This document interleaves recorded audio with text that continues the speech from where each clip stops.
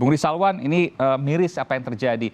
Kebetulan saya tahu bahwa Bung Rizalwan itu tinggal tidak jauh dari apa yang kemudian terjadi di Sawangan.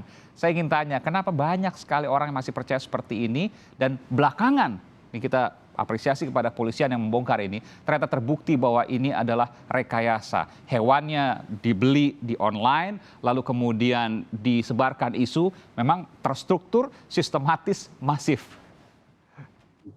Ya, ya, jadi ada dua hal ya, Mas Aiman. Yang pertama terkait babi ngepetnya. Babi ngepet ini kan urban legendnya Indonesia ya. Jadi kalau boleh dibilang urban legend ya, begitu. Tambah Ya. satu lagi tuyul mungkin ya.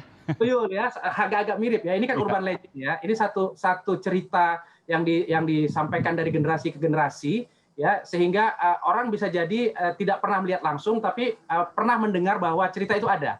Ya, jadi itu yang pertama. Yang kedua, Sawangan memang daerah yang masih boleh dikatakan tradisional ya. Saya tinggal di kawasan yang tradisional. Ya, jadi pola pengetahuan lokalnya mix up ya. Jadi spiritualitasnya juga mix up ya, antara mungkin ada sedikit klinik ya.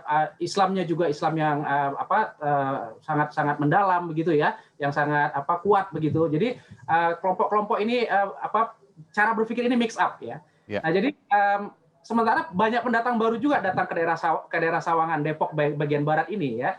Jadi kalau kita sambungkan tadi cerita yang pertama tentang urban legend, kemudian yang kedua ada situasi di mana karakteristik masyarakatnya ini memungkinkan untuk urban legend itu dihidupkan begitu. Jadi sehingga muncullah ini, dan kemudian orang melihat peluang, oknum tersebut ya melihat peluang bahwa ini bisa dihidupkan urban legendnya begitu.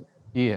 Dan ini patut diduga ada faktor keuntungan di sana. Jadi kalau saya boleh ceritakan sedikit, ini kemudian ada kehilangan uang beberapa warga, ini versi keterangan polisi ya. Lalu kemudian tercetuslah ide oleh seorang yang ditersangkakan ini, kemudian dia bersama 6 orang lainnya membeli hewan ya, babi, lalu kemudian disebarkan isu babi inilah yang kemudian mencuri uang. Dan banyak warga di lokasi itu percaya, bahkan juga sempat menjadi hot issue, topik yang hangat di sejumlah media sosial.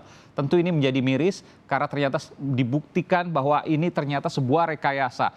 Tujuannya satu, untuk terkenal. Apa yang bisa disampaikan di sini, Bung Salwan? Ya, ini kan momennya memang pada saat pandemi COVID ini ya. Secara umum orang mengalami kesulitan ekonomi ya. Di satu sisi orang mengalami kesulitan ekonomi, di sisi lain orang berusaha keras mencari peluang ya, baik itu dengan cara halal maupun tidak halal, untuk memperoleh sumber penghasilan tambahan ya. Nah, itu konteksnya. Jadi sekarang ini kan tadi kita kembali ke awal tadi, ada urban legend ya, yang sebetulnya merupakan ketidaksadaran kolektif nih. Jadi orang Indonesia pada umumnya tahu tentang babi ngepet, tapi tidak berharap ketemu dengan babi ngepet. Ya, itu menjadi fakta. Dan ketika kemudian hewannya ditemukan, entah dari mana, ternyata beli dari online ya, itu kemudian menjadi sebuah kenyataan. Oh, ini dia gitu ya. Itu kemudian nyambung tuh.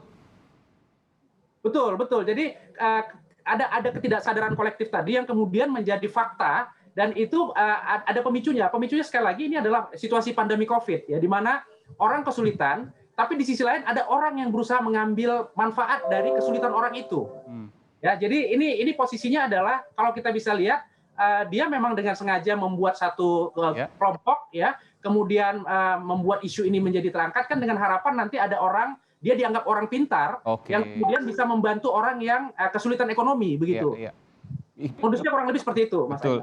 Mirip dengan kasus yang dalam tanda kutip penggandaan uang yang kita ketahui beberapa waktu lalu, yang ternyata adalah seorang tukang pijat gitu ya, yang kemudian ingin menambah sebuah kepercayaan bagi para, dalam tanda kutip lagi, pasien-pasiennya.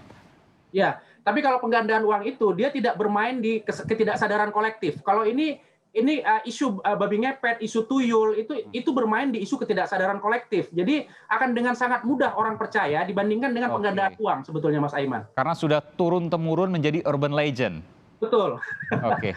Bagaimana, terakhir saya ke Bung Salwan, bagaimana kemudian masyarakat ya, khususnya di daerah-daerah tertentu seperti mungkin tadi sebutkan di Sawangan yang tempat terjadi kasus ini, bisa kemudian dengan secara logis, dengan secara wajar menyikapi setiap kejadian yang mungkin akan terjadi di depan terkait dengan urban legend misalnya? Ya, ini kan yang penting adalah social bonding ya, ikatan sosial diperkuat di antara masyarakat. Jadi RT RW itu adalah garda terdepan. Ya, kalau di tempat saya ini RT-nya mungkin lebih kuat begitu ya, lebih melindungi masyarakat. Jadi kalau ada isu-isu tertentu dia akan dengan cepat. Saya ingat persis di awal COVID ya, begitu ada satu orang dikabarkan terpapar COVID, itu Pak RT dengan cepat ya, bergerak memastikan, mengkonfirmasi, dan kalau memang perlu bantuan akan dibawa ke pihak yang berwenang ya, ke rumah sakit dan sebagainya. Saya kira itu juga harusnya bisa terjadi ya. Jangan sampai ada oknum ya yang memanfaatkan kerenggangan sosial yang terjadi di masyarakat. Hal ini wajar ya, ketika wabah Covid ini orang bisa jadi akan lebih memelihara keluarganya ketimbang komunitasnya. Ya, sehingga ikatan sosial merenggang ya, dan di situ orang bisa masuk. Ya, jadi saya cuma bisa mengingatkan kita harus kembali lagi ya, tokoh-tokoh masyarakat, ayo kita saling menjaga masyarakat kita, saling mengingatkan, saling tetap berkumpul, ya tidak berkumpul secara fisik, tapi bisa jadi dengan grup WA misalnya, itu yang paling murah meriah saya kira ya. Kalau pakai Zoom kan mungkin agak terlalu berlebihan ya untuk rapat RT dengan Zoom, tapi kalau dengan grup WA kita menyampaikan informasi-informasi dan segera diklarifikasi dengan cepat, saya kira ini hal-hal seperti ini bisa dicegah. Dan satu yang tidak boleh tinggalkan adalah nalar.